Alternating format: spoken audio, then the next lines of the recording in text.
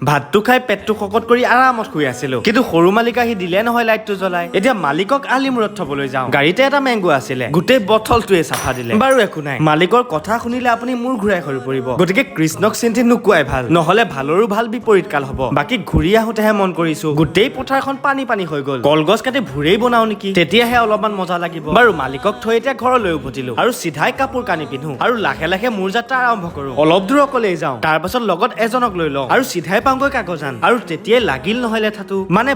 বৰষুণৰ বতৰত কিবা এটা নেখাই থাকিব পাৰি জানো গতিকে কাষতে থকা এখন ঘুমটিলে গলো দুজন পিছে ইতিমধ্যে বহি আছে মোৰ পিছে চকু কি খাওঁ কি নেখাওঁ মানে অধিক মাছত বগলী কণা সোৱাদি হৈছো শেষত পিছে ডিচাইড হ'ল 3 প্লেট ঘুগুনি আৰু 3টা কৈ চিঙৰা লাহে লাহে ভক্ষণ কৰি ঘৰ মুৱা আৰু ঘৰত আহি ভাতটো খাই পেটটো শকত কৰাৰ নিয়মটো আছেই আজি পিছে বিশেষ একো নাই ভাত ভাজি আৰু দালি লগতে তিয়হ 4 চকলো কাটিছো গতিকে এতিয়া মোৰ ৰবলৈ ধৈৰ্য নাই চিধাই ভাতটো খাই পেটটো শকত কৰো আজিলৈ বাই বাই।